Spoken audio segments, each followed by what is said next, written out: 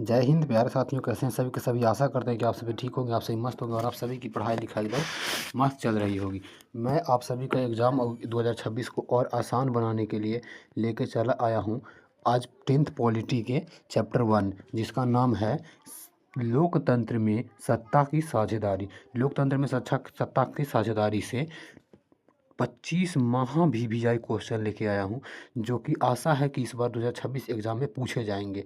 2026 exam में पूछे जाने के नज़रिए से हम इन 25 क्वेश्चनों को उठाते हैं, जो कि 100% पूछे जाएंगे। अब देखिए, सारा क्वेश्चन यहीं से आएगा, बाहर से एक भी क्वेश्चन नहीं आएगा, ठीक है। तो हम ऑब्जेक्टिव की ओर बढ़ते हैं। हमारा पहला क्वेश्चन देखते हैं, ठीक। हमारा पहला क्वेश्चन कहता है कि निम्नलिखित में से हमारा पहला क्वेश्चन कहता है कि निम्नलिखित में से पहला क्वेश्चन हमारा कहता है कि निम्नलिखित व्यक्तियों में से कौन सा लोकतंत्र में रंग भेद के विरोधी नहीं थे। निम्न में से कौन ऐसे व्यक्ति थे जो लोकतंत्र में रंग भेद के विरोधी नहीं थे। कौन से व्यक्ति थे? हमारे ऑप्शन है King Martin Luther, option B है महात्मा गांधी, ओलंपिक धावक टॉमी स्मिथ एवं जॉन कॉर्लिस, और हमारा ऑप्शन डी है जेड गुडी। हमारा सही आंसर क्या होगा देखिए।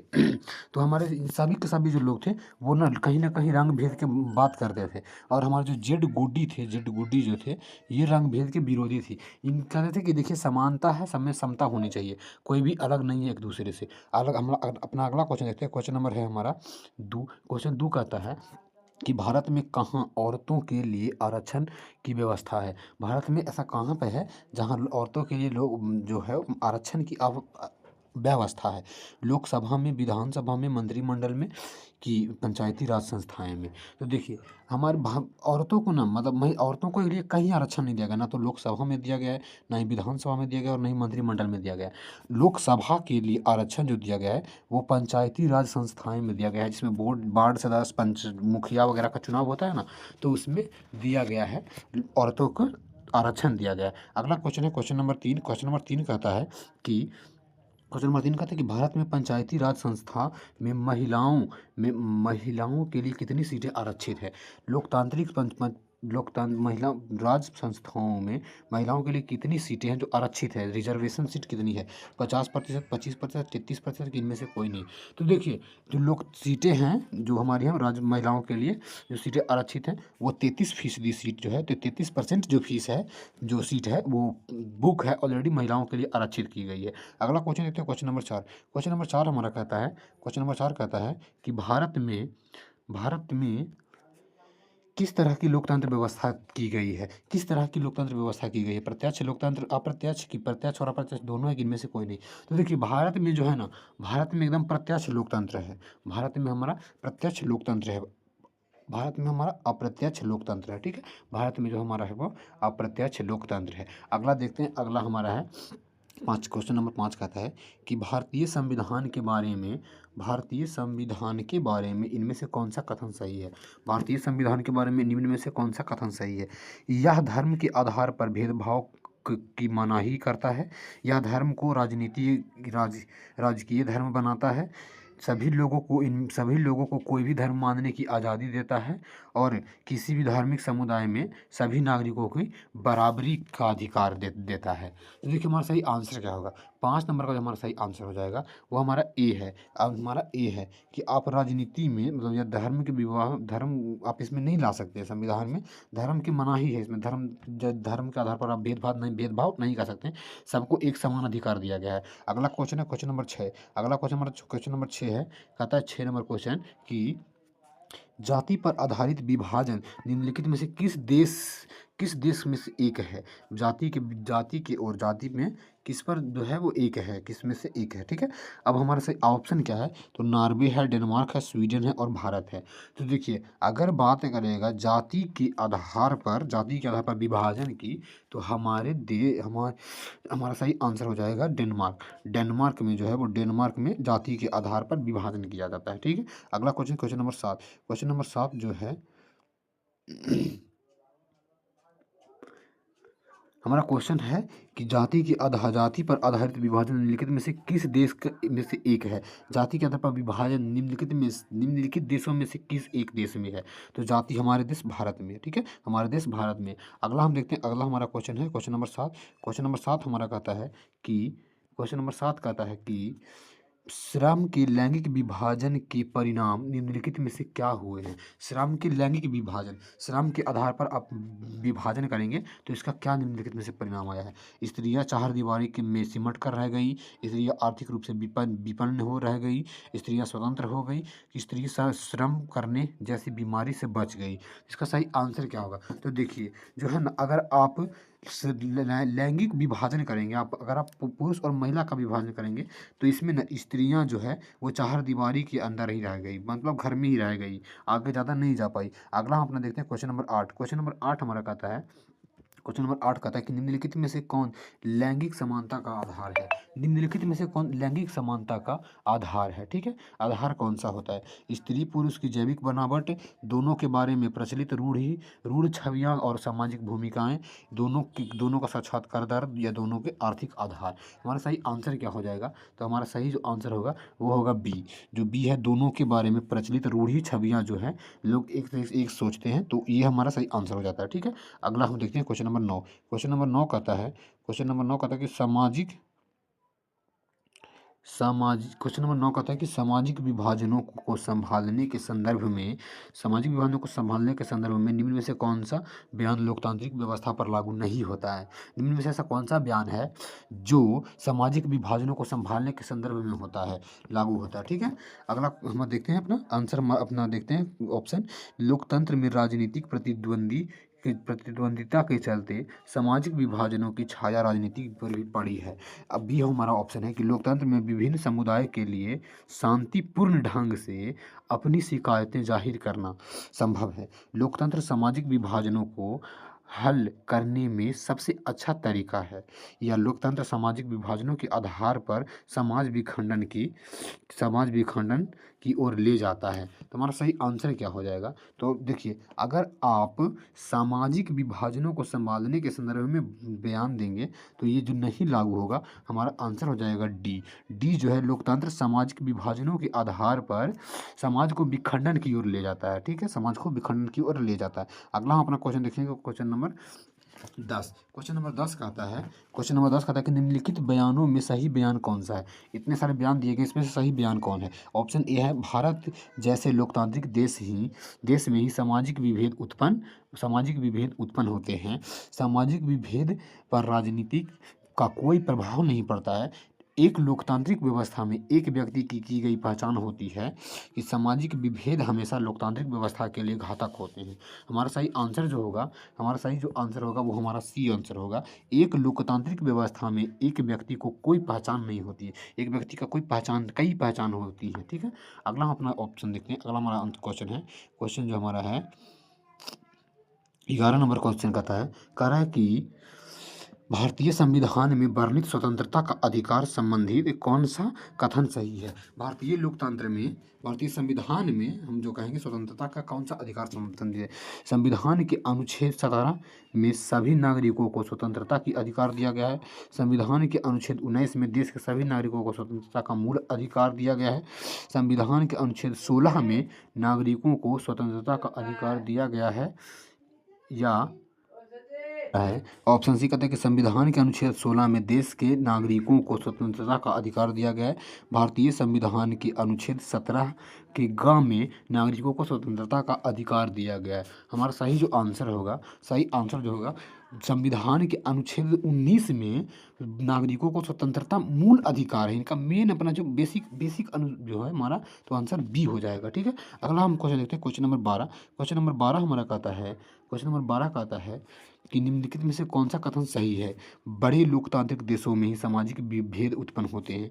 लोकतांत्रिक व्यवस्था एक व्यक्ति की कई पहचान होती है। सामाजिक विभेद राजनीति पर कोई प्रभाव नहीं पड़ता है। कि सामाजिक विभेद हमेशा लोकतंत्र के लिए घातक नहीं होते हैं। हमारा सही आंसर क्या हो जाएगा? सही जो हमारा आंसर होगा वो होगा बी। सही आंसर हमारा जो होगा वो बी होगा कि एक व्यक्ति की कई पहचानें होती है। ठीक है, अगला हम अपना क्वेश्चन देखते हैं, क्वेश्चन नंबर 13। क्वेश्चन नंबर 13 हमारा कहता है कि निम्नलिखित में से किस देश को धार्मिक जातीय आधार पर विखंडन का सामना करना पड़ा है? कौन सा ऐसा देश है जिसको धार्मिक जातीय आधार पर विखंडन का सामना करना पड़ा है? ठीक है, अगला देखते हैं तो हमारा ऑप्शन क्या होगा। ऑप्शन हमारा है बेल्जियम, भारत, यूगोस्लाविया की नीदरलैंड। हमारा सही जो आंसर होगा वो यूगोस्लाविया, सी आंसर होगा। जो यूगोस्लाविया में ना बहुत ज़्यादा धार्मिक और जातीय आधार पर विखंडन हुआ है, बहुत ज़्यादा विखंडन हुआ है, हिंदू मुस्लिम हो गया, जाति के आधार पर बंटवारा हुआ, तो यूगोस्लाविया इसका सही आंसर हो जाता है।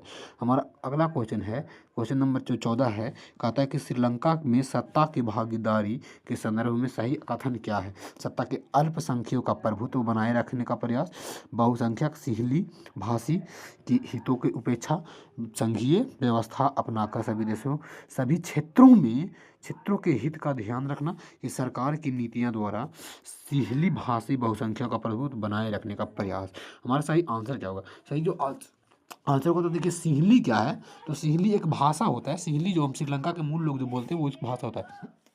तो हमारा सही आंसर डी हो जाता है कि बना प्रभुत्व को बनाए रखना है। ठीक है, अगला क्वेश्चन है क्वेश्चन नंबर 15। क्वेश्चन नंबर 15 हमारा कहता है कि 15 क्वेश्चन कर रहा है कि धर्म को समुदाय के मुख्य आधार मानने वाला व्यक्ति को क्या कहा जाता है? धर्म को जो व्यक्ति मूल आधार मानता है उसे क्या कहते हैं? सांप्रदायिक, जातिवादी, अर्थवादी, आदर्शवादी की धर्मनिरपेक्ष।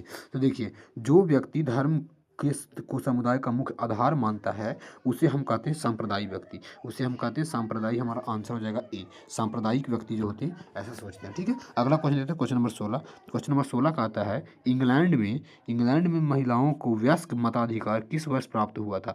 इंग्लैंड में महिलाओं को किस वर्ष मिला था कि आप अगर उम्र अगर हो गया 18 साल तो आप वोट दे सकते हैं? तो कब दिया गया था? 1918 में, 1919 में, 25 में कि 28 में? हमारा सही आंसर क्या होगा? सही जो आंसर होगा वो 1919 में इनको दिया गया था अधिकार कि आप वोट दे सकते हैं। ठीक है, अगला क्वेश्चन देखते हैं क्वेश्चन नंबर 17। क्वेश्चन नंबर 17 कहता है, क्वेश्चन नंबर 17 का कहना है कि 15वीं लोकसभा में महिलाओं को कितनी भागीदारी रही? 15वीं लोकसभा जो हुई थी उसमें महिलाओं को कितनी भागीदारी रही थी? 10.68%, 15%, 33% की 50%? हमारा सही आंसर क्या होगा? तो सही जो हमारा आंसर होगा, महिलाओं ने 15वीं लोकसभा में 10.68% अपनी भागीदारी निभाई थी। ठीक है, अगला क्वेश्चन की ओर बढ़ते हैं। तो दिया गया था, मतलब इन्होंने दिया था 10.68%। 18 नंबर क्वेश्चन है, 18 नंबर क्वेश्चन कह रहा है कि 16वीं लोकसभा में महिला सदस्यों की संख्या कितनी थी? जो हमारा 16 लोकसभा हुआ था उसमें महिला की कितनी संख्या थी? 60, 61, 63 की 65? हमारा सही आंसर क्या होगा? देखो, 16वीं जो लोकसभा हुई थी ना उसमें टोटल 61 महिलाएं थी, टोटल 61 महिलाओं की संख्या थी। ठीक है, अगला क्वेश्चन की ओर बढ़ते हैं। क्वेश्चन नंबर 18 का 19 कहता है, क्वेश्चन नंबर 19 का कहना है दोस्त कि अधिकार और अवसरों के मामले में महिला को विशेष प्रश्रय देने वाला व्यक्ति का क्या कहलाता है? अधिकारों और अवसरों के मामले में महिला को विशेष प्रश्रय देने वाला व्यक्ति क्या कहलाता है? सांप्रदायिक व्यक्ति कहलाता है, नारीवादी व्यक्ति कहलाता है, धर्मनिरपेक्ष व्यक्ति कहलाता है, कि इनमें से कोई नहीं? तो देखो, जिसने भी महिलाओं को अधिकार और अवसर दिए हैं वो हमारे कहलाते हैं नारीवादी। जो नारी के ज़्यादा में ज़्यादा सोचेगा, नारी के बारे में ज़्यादा सोचेगा उसे नारीवादी व्यक्ति कहेंगे। अगर आपको वीडियो अच्छा लग रहा है, अगर आपको क्वेश्चन समझ में आ रहा है, अगर आप सही मार रहे हैं, ये VVI क्वेश्चन है। ठीक है, VVI क्वेश्चन है फॉर एग्जाम 2026 है, एग्जाम 2026 के नज़रिए से ये VVI क्वेश्चन है। और अगर आप सही मार रहे हैं तो आप वीडियो को लाइक कर दीजिएगा और कमेंट में बताइएगा जरूर कि आपने कितने सही क्वेश्चन किए। क्वेश्चन नंबर 20 की ओर बढ़ते हैं। क्वेश्चन नंबर 20 हमारा कहता है दोस्त कि 2011 की जनगणना के अनुसार भारत में कितने % महिला साक्षर थी? कितने %, मतलब 2011 में जो हुआ था जनगणना उसके अकॉर्डिंग कितनी ऐसी महिलाएं थी जो पढ़ी लिखी थी? 61.9%, 70%, 65.5% की 60%? तो देखो, इसका सही आंसर क्या होगा? तो इसका जो हमारे उस टाइम पे ना 2011 में ना लगभग 65.5% जो महिलाएं थी वो पढ़ी लिखी थी, साक्षर थी। ठीक है, अगला क्वेश्चन की ओर बढ़ते हैं। क्वेश्चन नंबर 21 का हमारा कहता है कि क्वेश्चन नंबर 21 कहता है कि भारत में पंचायती राज की संस्थाओं में महिलाओं के लिए कितने % आरक्षण कर दिया गया था? कितने % आरक्षण दिया गया था? 30%, 33%, 35% की 40%? तो देखो, भारत में पंचायती राज में ना अभी के डेट में जो है वो हमारा 33% है। अभी के डेट में हमारा जो है वो 33% है, 33%। ठीक है, अगला क्वेश्चन देते हैं। क्वेश्चन नंबर 22 कहता है कि एक आदमी देखिए, क्वेश्चन नंबर कह रहा है कि एक आदमी जो है ठीक। एक आदमी अपना सब कुछ छोड़ सकता है परंतु वह जाति व्यवस्था में अपने विश्वास की तिलांजलि नहीं दे सकता है। यह कथन है, यह किसने किसने यह बात को कहा था? महात्मा गांधी, अम्बेडकर साहब ने, सुभाष चंद्र बोस ने कि जगजीवन राम ने। देखो अब ये बात जो कही गई थी, ये बात जो कहा गया था, ये कहा गया था जगजीवन राम के बारे में। जगजीवन राम ने इस बात को कहा था कि एक आदमी अपना सब कुछ छोड़ सकता है परंतु वह जाति व्यवस्था में अपनी विश्वास की तिलांजलि नहीं कर सकता है। ठीक है। अगला क्वेश्चन है क्वेश्चन नंबर का आता है 23 कि बांग्लादेश का उदय कब हुआ था? मतलब भारत और बांग्लादेश का विभाजन कब हुआ था? 61 में, 71 में, 75 में कि 80 में? तो देखो जो इसका सही आंसर जो होगा वो हमारा 71 में। इसका सही आंसर होगा 71 में। जब 1971 में इंडिया पाकिस्तान की लड़ाई हुआ था तो उस टाइम पे ना पाकिस्तान दो भागों में बटा हुआ था। एक था हमारा पूर्वी पाकिस्तान और एक था हमारा पूर्वी पाकिस्तान और एक था पश्चिमी पाकिस्तान। तो उस टाइम पर जब इंडिया पाकिस्तान का लड़ाई हुआ था, अब लड़ाई का मेन मुद्दा ये था कि पूर्वी पाकिस्तान के जो लोग थे, पूर्वी पाकिस्तान के जो लोग होते थे, जो हमारे थे पाकिस्तान बांग्लादेशी जो थे, वो आधा से ज़्यादा बांग्ला बोलते थे। तो इस वजह से उनको बहुत ज़्यादा दमन किया जाता था। तो उन्होंने ऐसे लड़ाई करवाई और आज़ादी मिला उनको 61 में, 71 में। ठीक है। अगला क्वेश्चन हम देखते हैं। क्वेश्चन नंबर हमारा है 24। क्वेश्चन नंबर 24 कहता है सर मेरे कि पंचायती राज अधिनियम 2006 में पंचायती संस्थाओं में महिलाओं के लिए कितने प्रतिशत आरक्षण व्यवस्था है? आरक्षण कितना प्रतिशत दिया गया है? 40%, 60% की 50% की 33%? इसमें सही आंसर हो जाएगा हमारा, सही आंसर हो जाएगा 50%। आधा आधा साझेदारी इनका है चलता। अगला हमारा लास्ट और आखिरी क्वेश्चन कहता है, क्वेश्चन नंबर 25 कहता है कि हमारा आखिरी क्वेश्चन 25, अंतर्राष्ट्रीय महिला वर्ष घोषित किया गया था। कब इसको महिला वर्ष घोषित किया गया था? 1974 में, 1984 में, 1975 में, 1980 में? महिला वर्ष कब घोषित किया गया था? तो वर्ष था बबुआ 1975। 1975 में महिला वर्ष घोषित कर दिया गया था कि महिला वर्ष होगा, महिला का वर्ष है ये 1975 वाला। ठीक है। अब हमारे पास यही 25 क्वेश्चन था। इस बार हमारा टारगेट है कि आप सभी 40 में से 40 नंबर लेके आएँ। सोशल साइंस में, मैथ्स में 50 में 50 लेके आए, हिंदी में आपका 50 में 50 सही है। और हम इस कोशिश से आपको हर चीज़ का करवा रहे हैं, फिजिक्स, केमिस्ट्री, बायो सबका करवा रहे हैं। तो आप चैनल को ना एक बार चैनल को सब्सक्राइब कर लीजिएगा। ठीक है। चैनल को आप सब्सक्राइब कर लीजिएगा, वीडियो को लाइक कर दीजिएगा एकदम मस्त। और इस बार एग्ज़ाम में गर्दा उड़ा देना है। एग्ज़ाम 2026 आप सभी को याद रहेगा दोस्त कि आप किससे पढ़े थे, आप किससे ऑब्जेक्टिव लगाए थे।